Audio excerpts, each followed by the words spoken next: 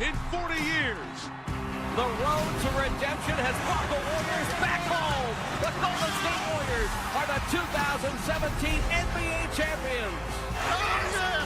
The Golden State Warriors have won back-to-back NBA championships, and they have won 3 of the last 4 NBA titles.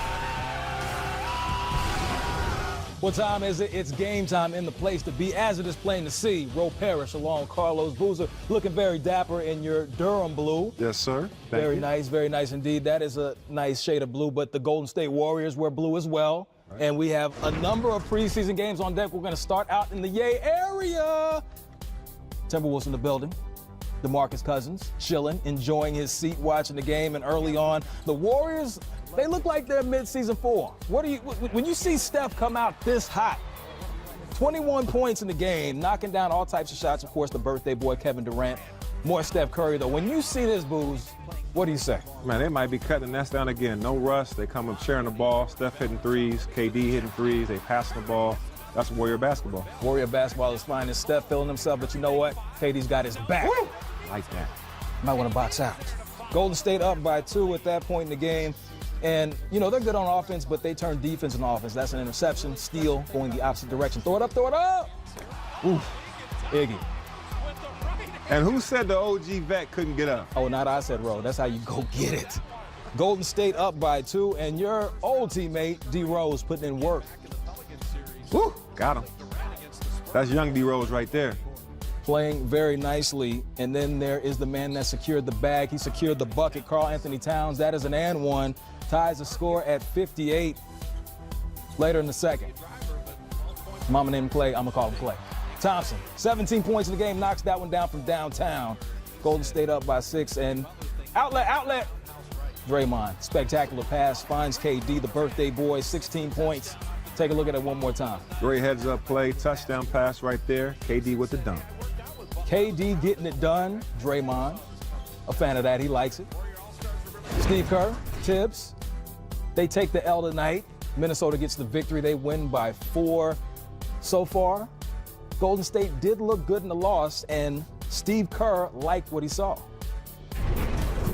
Ball movement was fantastic. We had 24 assists, I think 6 turnovers, so we did a good job taking care of the ball. And then we got sloppy in the second half. You could see guys got a little tired. And we felt pretty good about that 20-minute number for our starters, and so we ran them till whatever it was, mid-third quarter, and got them out. But it was starting to get a little sloppy at that point. But everything up until then, I was really thrilled with. I mean, the ball was flying around. So you hear Steve Kerr right there. He seems pretty pleased with everything that he saw tonight from his team. What were you impressed with specifically, seeing how Golden State came out tonight, hitting on all cylinders? Yeah, just how efficient they were. I mean, they had a short summer, obviously winning the championship, but usually you have a little bit of rust the first game. You miss a couple shots, you miss a couple easy bunnies. They look very crisp, very sharp. Steph had 5 threes. Clay had 4 threes. They play less than 20 minutes, as you said, as Steve Kerr just said, but they still all scored around 20 points in the game. They look very good to me, passing the ball very well as well. So Steph Curry, he comes out, has 21 points. He said that, and this is a loose quote, but basically this was the best summer of his life. As far as the offseason went, they win the championship, he was still able to train. When you see him coming out like this, what is the rest of the league thinking when they see him feeling this good? Yeah, watch out, because if he's saying he had one of the best off seasons he's had in a long time, you know, he's been injury prone, ankles and what have you. If he's feeling this good this early, it's going to be scary for the rest of the league. So September 29th, 1988, Kevin Durant was born. It's his birthday. Yeah. He celebrated it in good fashion, playing very well. It seems like he's extra motivated this season. Maybe it's just me, or do you agree? No, I agree. I heard a couple of sound bites, saw a couple of clips, and he wants to get recognized in the regular season for being one of the greats, whether that's an MVP, whether that's a Defensive Player of the Year.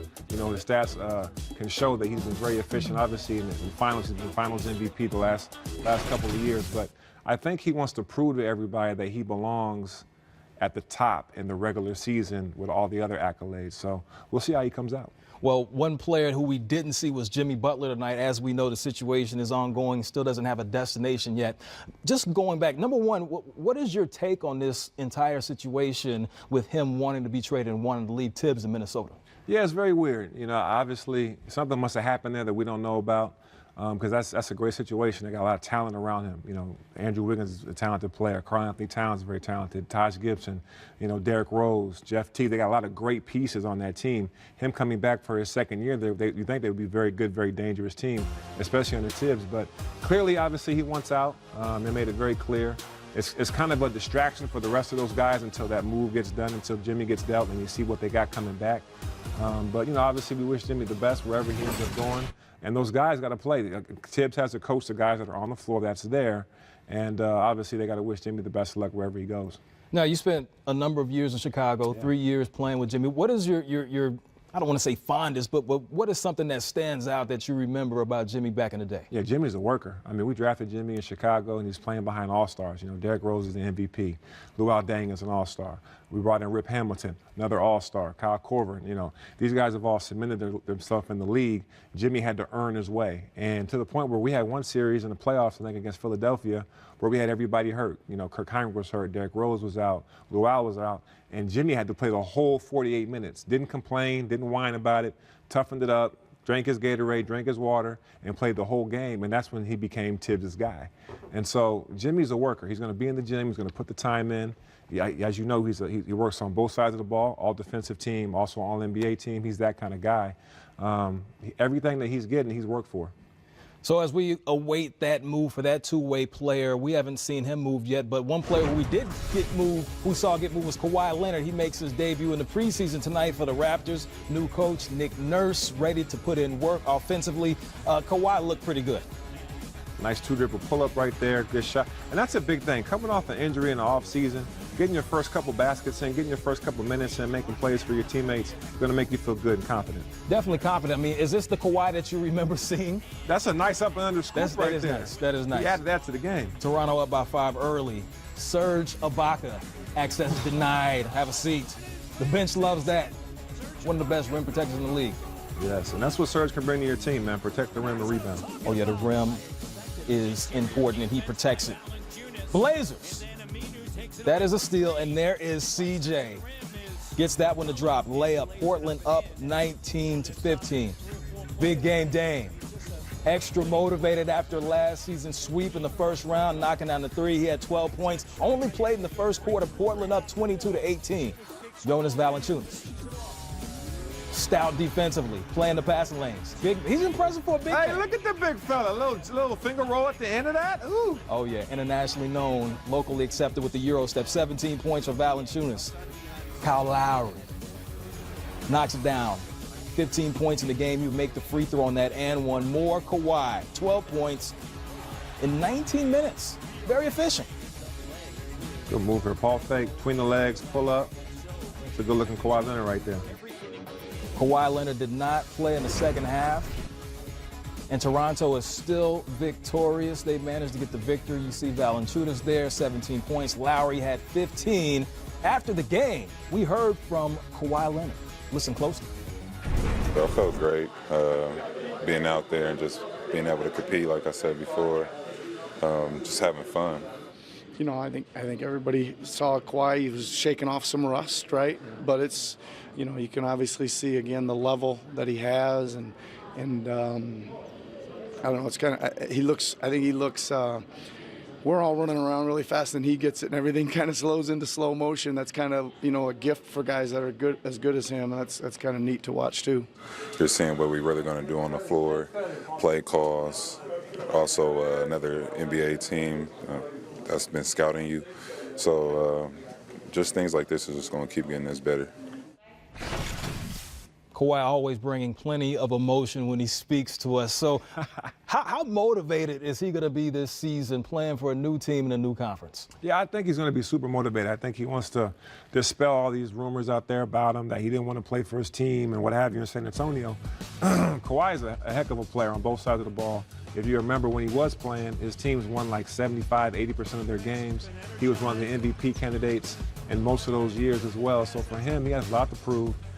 For me personally, it's just good to see him healthy, getting him back out. I'm a Kawhi Leonard fan, but just to see him back out there healthy is a great sign. Kawhi's used to winning.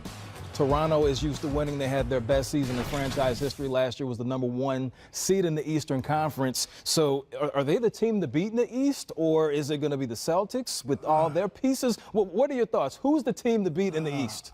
Personally, I like Boston. I just think they have a lot on that roster. It's almost like an AAU team. You got your first 5, you sub them out, you bring in your second 5, and it keeps going. But I do like Toronto a lot. I think getting Kawhi is a huge upgrade. Not in any disrespect for DeMar DeRozan, who's a great player, but Kawhi changes the game offensively and defensively for you. He can take over a game on both sides of the ball. But the team in the East to beat for me is Boston. Well, there it is right there. You heard it from the man, Carlos Boozer. We will get an opportunity to see all of that. But still to come, we preview LeBron James as he makes his LA debut Sunday as the Lakers host the Nuggets. And up next, the 3rd overall pick, Luka Doncic, made his NBA debut. We have the visual documentation to prove it. We're going to share it with you as well as what we expect.